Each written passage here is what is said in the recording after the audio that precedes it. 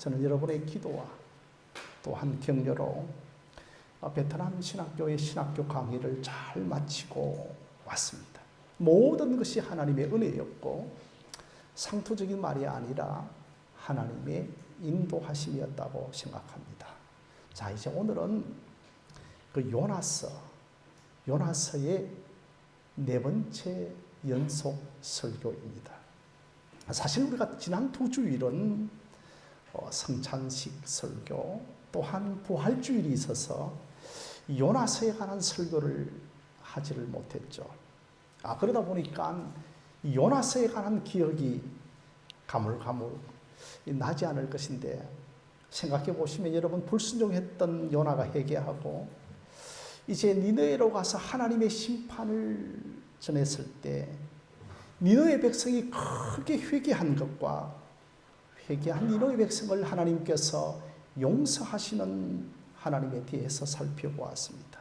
자, 오늘은 니느웨를 용서하시는 하나님에 대하여 요나가 크게 화를 내고 또한 그 요나의 박넝쿨 사건을 통해서 그 하나님이 주시고 오고자 하는 계시가 무엇인지를 상고하겠습니다.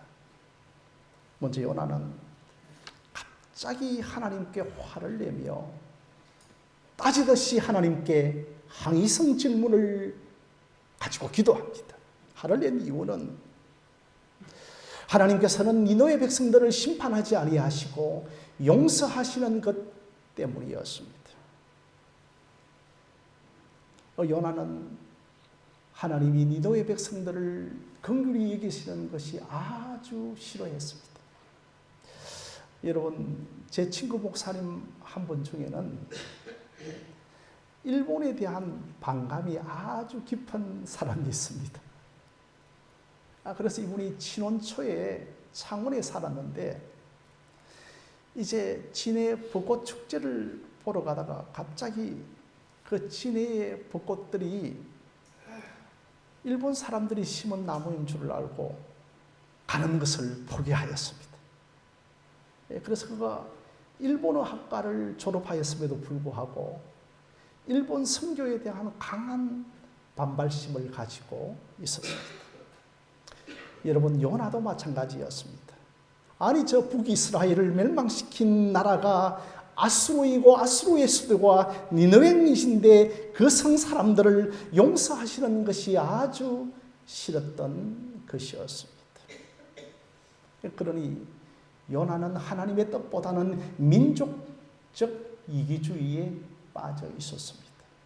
그래서 여러분, 요나서 4장 2절 말씀을 보시면 하나님은 은혜로우시며 노하기를 더디하시며 자비로우시며 인애가 크시고 뜻을 돌이키는 사람들에게는 재앙을 내리지 아니하시는 하나님이시라고 고백할 정도로 요나가 신앙이 있습니다. 그래서 요나는 하나님은 회개하면 용서하시고 자비를 베풀어 주시는 분임을 이미 알고 있었습니다. 아니, 그럼에도 막상 그 니느웨를 용서하지 하고 심판하지 아니하시자 하나님에 대하여서 화를 내고 항의를 하고 있습니다. 그래서 3절에 그는 차라리 저들을 용서하신다면 제 생명을 거두어 가소서라고, 자신의 생명을 거두어 가달라고 기도를 하고 있는 겁니다. 여러분, 오늘도 우리가 대표기도를 하였지만 대표기도 할 때 한국교회 대표기도자들이 제일 많이 사용하는 하나님의 명칭이 뭡니까? 여러분들은 뭐라고 기도하고 계십니까? 사랑과 은혜가 풍성하신 하나님이라는 내용이죠. 그렇다면 구약의 이스라엘 백성들은 하나님을 향하여 기도할 때 제일 먼저 어떻게 기도할까요? 아마 대부분 요나서 4장 2절처럼 은혜로우시며 노하기를 더디하시며 자비로우시며 인애가 크신 하나님이라고 하나님의 이름을 부르며 기도하였던 것입니다. 그러니까 선지자 정도 되니까 이 요나도 하나님은 노하시기를 더디하시며 은혜로우시며 자비가 풍성하시며 인애가 크신 하나님이심을 이미 알고 있었음에도 불구하고 그 니느웨를 용서하시자 하나님에 대하여 화를 확 내고 있는 겁니다. 성도 여러분, 모세가 시내산에 십계명을 받기 위하여 두 번이나 올라가죠. 그때 모세에게 하나님은 두 번째 십계명을 받을 때 하나님 자기 자신을 계시해 주십니다. 하나님은 모세 앞을 지나가시면서 자신은 자비롭고 노하기를 더디하시며 긍휼이 풍성하시고 인애가 크신 하나님이라고 오늘 요나가 고백했던 그 하나님을 알려주십니다. 이때부터 이스라엘 백성 전체에게는 하나님의 이름을 부를 때 이렇게 불렀던 것입니다. 그러므로 여러분, 요나가 선지자 정도가 되어지니까 아니 이런 인애가 크시고 노하기를 더디하시고 자비로우신 하나님에 대하여 익히 잘 알고 있었습니다. 그럼에도 하나님이 니느웨를 용서하시자 난 동의하지 못하겠습니다라고 하나님께 화를 내고 있는 것입니다. 심지어 니느웨 백성을 용서하신다면 내 생명을 거두어 달라고 기도합니다. 성도 여러분, 구약의 이스라엘 백성들이 십계명 돌판을 몇 번 받았습니까? 십계명 돌판을 두 번이나 받았죠. 자, 여러분, 십계명의 그 첫 돌판을 바다 시내산에서 모세가 들고 내려오다가 산 아래에서 무엇을 보는가 하면 금송아지 우상 사건을 봅니다. 그래서 막 금송아지 우상을 만들어 뛰노는 것을 보면서 십계명 돌판을 산 아래로 던지자 돌판이 끼어진 것입니다. 이 돌판이 끼어졌다고 하는 것은 너희 이스라엘 사람들이 심판받아 끼어져야 할 존재라는 것이죠. 그럼에도 불구하고 하나님은 두 번째 십계명 두 돌판을 주시면서 어떤 하나님이라고 계시합니까? 은혜로우시며 노하기를 더디하시며 회개하는 자들에게 용서하시며 인애가 크신 하나님이라고 하십니다. 왜 쪼개져 마땅하게 죽어야 할 이스라엘 백성들에게 용서하시면서 두 번째 십계명 돌판을 주십니까? 이것은 구속사적인 관점으로 하나님의 아들 예수님이 우리를 대신하여 십자가에 돌판이 쪼개지는 것처럼 쪼개질 것을 염두에 두고 두 돌판을 주신 것입니다. 실제로 예수님에게는 십계명이라고 하는 이 율법의 정죄가 탁 임하여서 십계명의 그 율법의 정죄를 받고 그 십자가에서 자기 자신을 쪼개심으로 우리가 십계명 율법 앞에서도 결코 정죄함을 받지 아니하고 자유하고 담대한 하나님의 백성으로 만들어 주신 것입니다.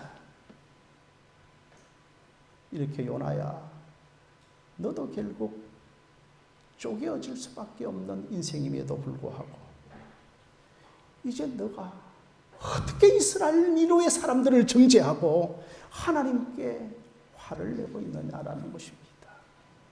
사랑하는 성도 여러분, 마태복음 20장을 보면 포도원 주인과 품꾼의 비유가 나옵니다. 이제 포도원 주인이 수확기가 되어서 품꾼들을 불러 모으면서 제일 먼저 9시에 품꾼을 포도원에 드리고 또 한 11시에 품꾼을 드리고 또 한 오후 3시에 품꾼을 드리고 심지어 오후 5시에 포도원 안에 들어간 품꾼들도 있었습니다. 자, 드디어 이제 6시에 모든 하루의 일과가 마치게 되어져서 주인이 품꾼들에게 그 일삭을 주는데 제일 먼저 오후 5시에 부름을 받은 품꾼에게 품삯을 주는데 하루 일당 한 데나리온을 줍니다. 자, 그러자 제일 먼저 9시에 온 품꾼이 야, 이제 나는 좀 더 많이 받을 것이라고 생각하는데 아니 자기에게 떨어지는 그 품삯을 보니까 한 데나리온을 주니까 주인에게 화를 내고 나 동의하지 못하겠다. 어떻게 하루 종일 일한 사람이 한 데나리온이고 1시간 일한 사람과 똑같이 주느냐라고 그렇게 항의를 한 겁니다. 여러분, 이 항의가 요나가 항의한 것과 같은 항의인 거죠. 그런데 이 포도원 주인이 하는 말이 뭡니까?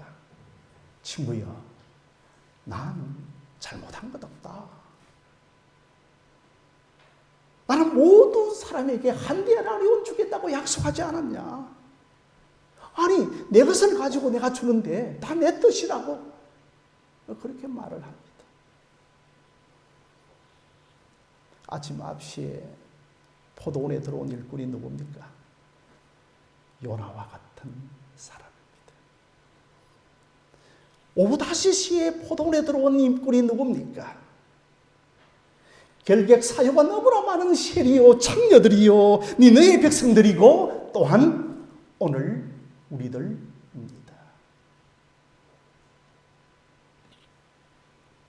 아니, 이런 자들이 용서만 받는 것뿐만 아니라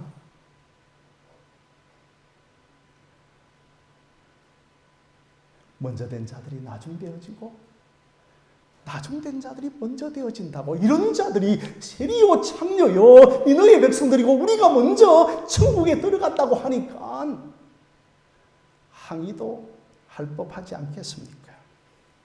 분노도 하지 않겠습니까? 성도 여러분, 참 우리들도 언제든지 요나와 같은 사람이 될 수 있습니다. 우리도 모르는 사이에 우리가 정죄하고 판단하고 시기하는 썬 마음을 가질 수가 있습니다. 이렇게 요나가 화를 내고 항의를 하자 하나님께서 하시는 말씀이 4절에 요나야, 너가 썩내는 것이 옳으냐? 너가 화를 내는 것이 합당하냐? 너가 화를 낼 권리를 가지고 있느냐라고 그렇게 점잖하게 말씀을 하십니다. 너가 화를 낼 수 있는 실오라기 하나라도 같은 권리를 가지고 있지 않다는 겁니다. 그런데도 요나가 막 계속해서 화를 내면서 심지어 하나님 앞에서 내 자신의 목숨을 거두어 달라고 요구합니다. 성도 여러분, 또한 이것이 우리들의 모습입니다. 내게 임한 하나님의 은혜는 너무너무 절기히 받지만 아니 남에게 임한 하나님의 은혜와 긍휼은 괜히 영적인 시기가 나는 겁니다. 누가복음 15장을 보면 그 집안에 두 아들이 있었는데 한 아들은 재산을 다 둘째 아들은 탕진을 하고 아니 거지가 되어져서 돌아오는데 아버지가 막 둘째 아들에게 막 껴안으며 영접을 하고 잔치를 탁 베풀어 주니까 그 집안에 누가 화를 냅니까? 첫째 아들이 화를 확 내는 겁니다. 아니 재산을 다 탕진하고 허랑방탕하게 돌아온 그 둘째 아들에 대하여서 누가 화를 내는가 하면 집안에 있는 첫째 아들이 화를 내는 겁니다. 성도 여러분, 우리도 어느새 용서받았다는 것을 새까맣게 잊어버리고 큰행의 자리에 요나의 자리에 설 때가 참 많습니다. 사랑하는 성도 여러분, 은혜 받은 사람들은 어떠한 사람들입니까? 나는 정말 죽을 수밖에 없는 죄인이라고 고백하는 사람들입니다. 그래서 프란시스 세프라고 하는 박사는 이렇게 말했습니다. 만약에 하나님의 공의로운 심판이 시작되어지면 내가 제일 먼저 심판받을 사람이라고 고백하였던 것입니다. 그런데 여러분, 요나가 얼마나 고집이 센지, 큰 물고기 안에 막 들어갔다가 나와서 그랬는지 막 고래 심줄 같은 고집을 요나가 다 가지고 있으면서요, 화를 내고 하는데, 이제 이것이 통하지 아니하자 하나님, 난 구경꾼으로 머물겠습니다. 교회에서도 이런저런 자신의 고집이 통하지 아니하면 난 이 교회의 구경꾼으로 머물겠습니다라고 항의하는 사람도 있을 것입니다. 하나님, 저는 이번 일에 빠지겠습니다. 저는 하나님이 하시는 일에 구경꾼이 되겠습니다. 그래서 이제 니느웨 성 밖으로 나가 니느웨 성 동편에 딱 자리를 잡는데, 이건 여러분 멀리서 나는 감망하면서 이제는 내가 구경꾼이 되겠다는 겁니다. 그리고 자기를 위하여 초막을 탁 짓습니다. 그래서 나는 이제 구경꾼이 되어서 장차 니느웨의 장래가 어떻게 되어지는지 감망하겠다는 것입니다. 여러분, 중동의 뜨거운 태양빛 아래서 아무리 초막을 짓고 그늘 아래 앉아 있어도 얼마나 뜨겁겠습니까? 이런 요나에게 하나님께서는 박넝쿨을 준비해 주셨습니다. 아니, 제가 이 호치민 씨가 어떤 시인지도 모르고 왔습니다. 호치민 씨가 이제 월명, 그 월남의 옛 수도 사이공시였습니다. 그러니까 지금 베트남에서 제일 더운 달이 4월 달이고, 이제 5, 6월 달부터 우기가 시작되어지니까 현지 온도가 38도 정도. 그런데 그 도로에 숲과 나무들이 많았기 때문에 그 나무에 들어가기만 하면 엄청나게 시원했습니다. 그러니까 정말 그 큰 잎을 가진 박넝쿨을 요나에게 덮고 있으니까 요나가 얼마나 시원하겠습니까? 하나님께서 요나야, 나는 니느웨 사람들만 사랑하는 것이 아니고 너 요나도 사랑한다라고 하는 것이 그 박넝쿨로 그늘을 가리워준 표시였습니다. 그러니 이제 요나의 머리에는 탁 그늘이 졌고, 요나의 인생에 그 그늘로 인하여 이렇게 힘이 깊어한 적이 없었습니다. 아니, 그런데 그것도 잠시 잠깐이고 하나님께서 한 벌레에게 명령하시는데 박넝쿨을 씹으라고 합니다. 갉아 먹으라고 합니다. 아침에 탁 일찍 일어나 보니까 요나가 깜짝 놀라죠. 아니, 박넝쿨이 다 시들어버린 겁니다.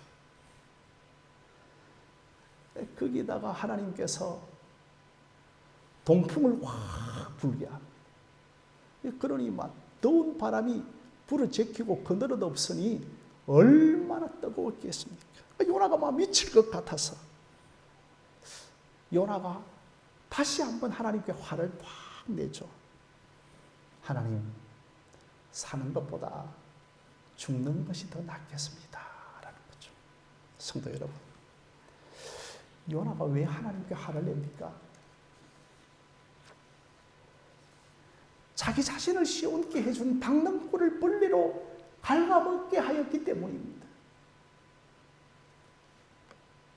이 박넝쿨이 그늘을 만들어줘서 요나를 시원케 해주었기 때문입니다.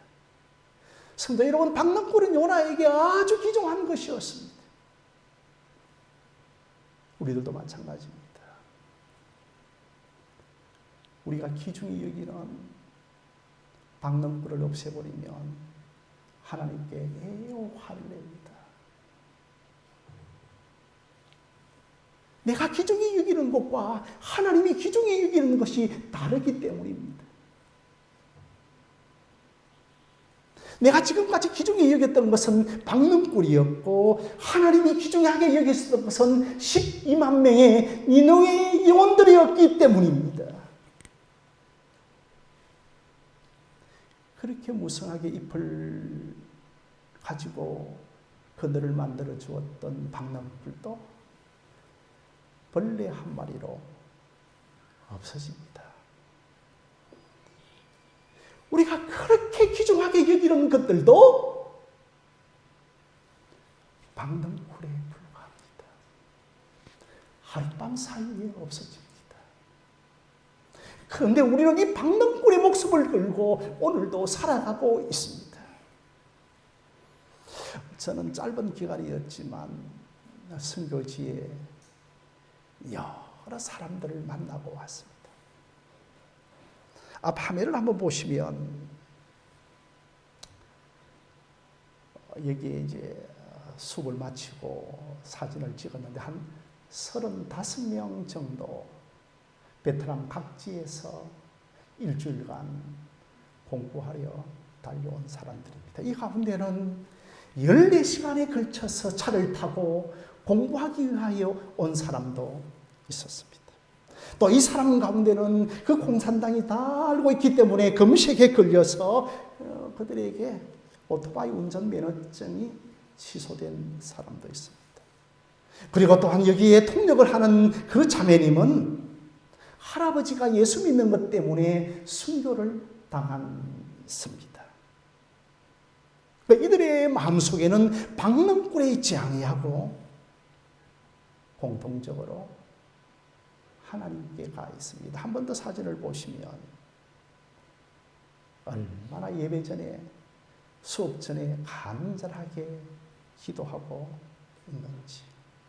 자기 자신들은 죽어도 베트남이 회개하고 주께로 돌아와야 한다는 하나님의 마음을 가지고 있었습니다. 그러나 이와 반대로 한국인 현지 선교사들도 만났습니다. 이들 가운데 일부는 기업 마인드, 경영 마인드를 가지고 선교를 하는 분도 있었습니다. 선교라고 하는 이름으로 자기 사업을 하고 부를 축적하는 데 관심을 가진 선교사님들도 있었습니다. 선교사님들의 마음이 선교에 가 있지 않은 겁니다. 요나도 선교사로 니느웨에 가 있지만 마음은 선교지에 가 있지 않은 것입니다. 선교사가 하나님의 관심보다는 자기 관심에 더 많이 가지고 있는 거죠. 사랑하는 성도 여러분, 요나 선교사에게는 박능불이 아주 소중했던 것처럼 우리에게 박능불은 가족이요, 자식이요, 아내요, 중류층의 삶을 사는 것이 우리의 박능불일 수 있습니다. 유명한 20세기의 복음 전도자였던 19세기의 복음 전도자였던 찰스 피니 목사님. 어느 날 뉴욕 맨해튼 거리를 걸어가며 수많은 비즈니스맨들이 지나가는 것을 보다가 저들의 비참한 영혼을 상태를 보고 참을 수 없는 울음을 터뜨리며 그 자리에 꿇어앉았습니다. 하나님, 이들의 영혼을 어떻게 하실 것입니까? 하나님께 물으며 기도하면서 맨해튼 거리에서 엉엉 울기를 시작하였습니다. 하나님, 이들의 비참한 영혼을 어떻게 하시렵니까? 왜 우리에게는 영혼이 보이지 않는 것입니까?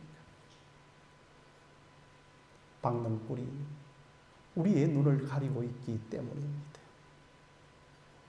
박능불이 우리의 눈을 가리고 있으면 하나님이 귀중하게 여기시는 것을 볼 수가 없습니다. 성도 여러분, 2026년도 우리 교회 표제가 무엇입니까? 한번 따라해 보실까요? 시작. 영혼 구원하여 제자 삼는 교회. 시작. 영혼 구원하여 제자 삼는 교회입니다. 죽어가는 영혼들에게 영혼 구원에 대한 관심이 없습니다. 과연 각 목장이 영혼을 임신하는 목장, 가인 목장입니까? 아니면 불임 목장입니까? 정말 모든 목장과 모든 영혼들이 영혼을 가임할 수 있는 가임 목장이 되어지기를 바랍니다.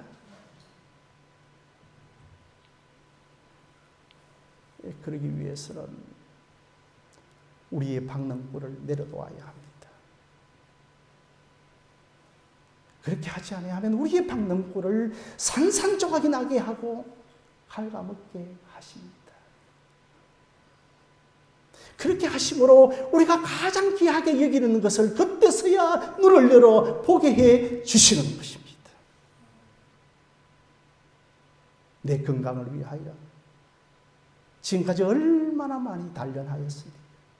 건강이라고 하는 박능불 가져가시면,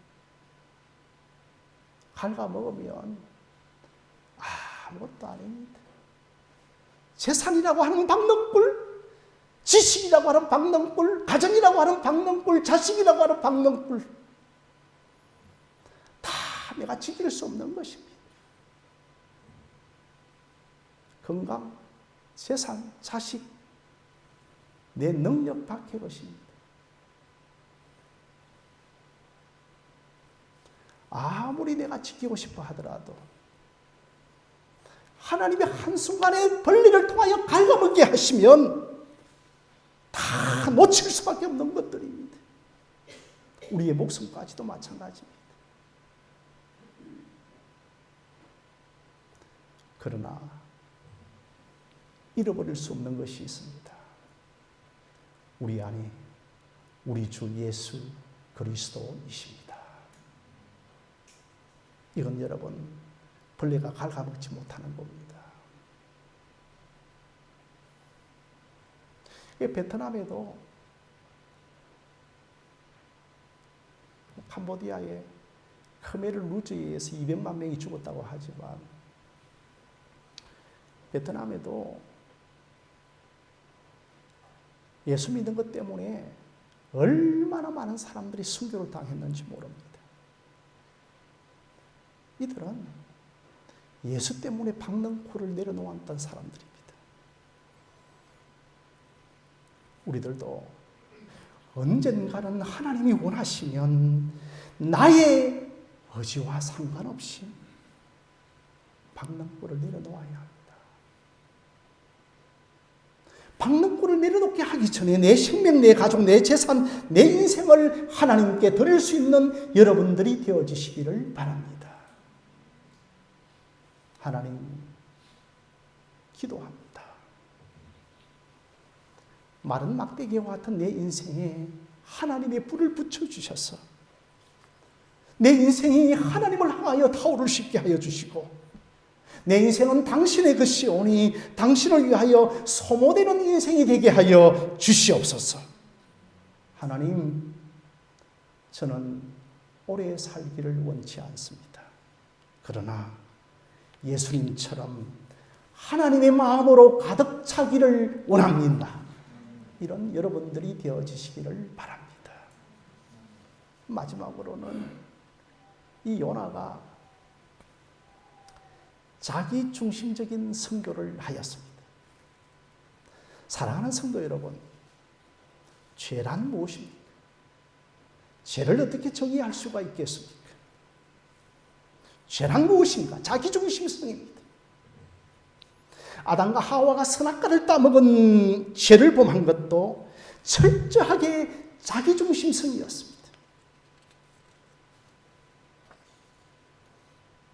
죄를 범하고 나서 아담과 하와가 하나님께 죄를 돌렸습니다.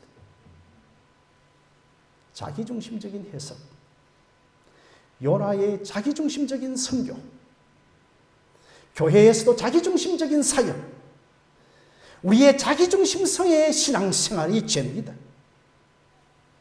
요나는 세상이 자기를 위하여 돌아가야 한다고 생각했습니다.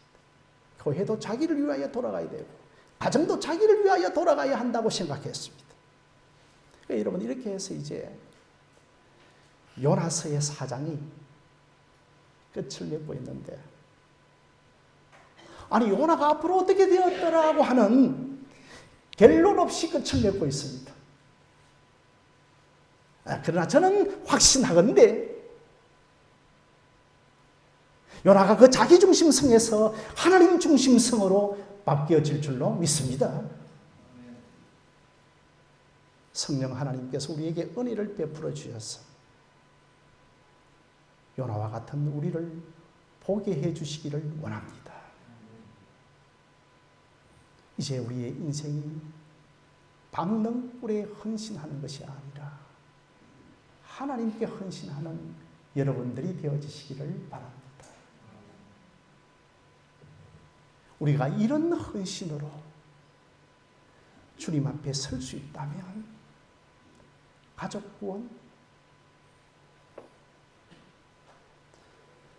세계 복음화의 대가업은 이루어질 줄로 믿습니다.